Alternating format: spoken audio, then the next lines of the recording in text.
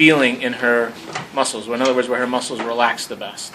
Okay, and you can even wiggle it a little bit and say, okay, where is some of that superficial muscle tone going to calm down? So I'm already doing a little bit of the unwinding. Then I create a little bit of that shelf, so it just feels like a shelf all the way across, and then I press so that the only thing that's holding her there is my finger pads. Now before, I had her cranium cupped in my hands so I can move her around, but now I've pushed up my finger pads, so now her head's essentially floating right on that point. Okay, and then what I do is I'm just have to adjust a little bit because that wasn't great. There. So now what I'm feeling for is I'm feeling for the melting. I'm feeling for her, the feeling of her occiput just to kind of slide down the pads of my fingers, like the whole area is melting, or kind of like thinking of like a pole sinking down into mud, just allowing the whole area to let go. Now, that in and of itself, that's a suboccipital release, right? And that can release the area. You can follow it. Now, what I'm doing right now, which is not on there, I'm just creating a little space between her occiput and C2.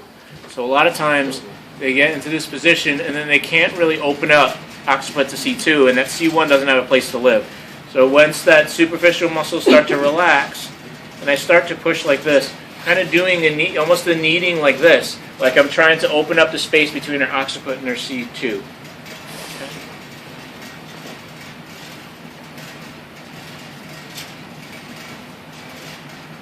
Okay. Create the perch. Allow it to relax.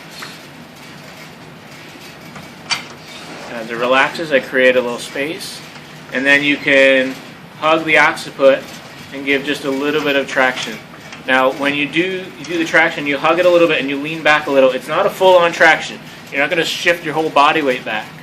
And you also don't want to curl and do this as your traction, because then you end up pinpointing. So you just create some space. You curl a little bit so now the finger pads can perch on the occiput. And then you just draw your hands back, you slide your arms back a little bit, just to create a little bit of distraction, just so the muscles start to relax. This is what your hands look like under her head? Mm-hmm. Now, in a second, yeah. And as you're feeling that traction, you start to feel that release. And what you may feel is you may feel one side release a little more than the other. So you go with it. Say, okay, you want to go more? That's fine. I'll be a little more patient on the left, and then the left starts to go. And now what you're getting is similar to that surrounding the neck unwinding, but now you're getting it more as it attaches to the occiput. So it may actually, I'm going to exaggerate, but it feels like this happens, and then this happens, and you're just sustaining the traction and just kind of going along with it as it starts to unwind. Okay? So my first perch is I do the kneading and get in there, I come up, and I'm kind of like this, where the finger pads, about where the C1 is perched here. Now I was cupping the occiput, but when I did this, now there's space between the occiput and my hand. So I'm right here, and then I wait, and then it melts, and I just kind of go with it. I'm not tractioning, I know I'm folding here, but what happens when it melts, you feel the occiput start to slide this way, so you just want to keep the perch.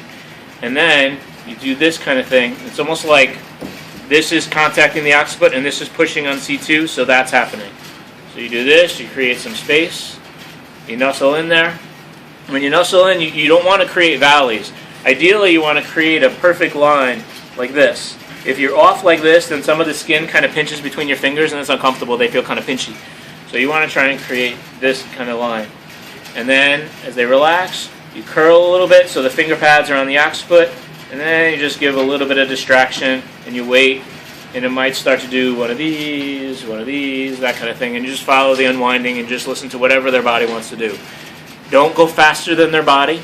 You go too fast, then it just reacts and everything tightens right back up. And if it does, then you just rock them out, do a little kneading, start it again, you come up. It doesn't take that long. This is like a 2-minute technique, 2-3-minute technique.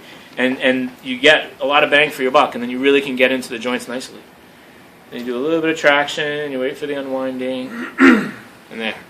Now, the finisher is you always want to, after you get that unwinding, is you just want to come out to the sides of the mastoid, just finish off the rest.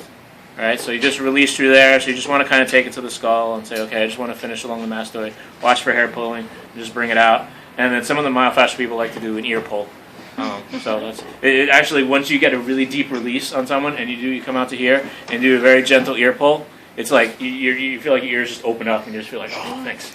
So it sounds ridiculous, but if you do get deep into a release, you can. It is a nice finisher. Okay. Yeah, you just come through here and then you just give. But don't do it with earrings. But you just come through and you just give a little bit of pull down. You can get around the earring sound. Just give a little pull down, just like this. So it is.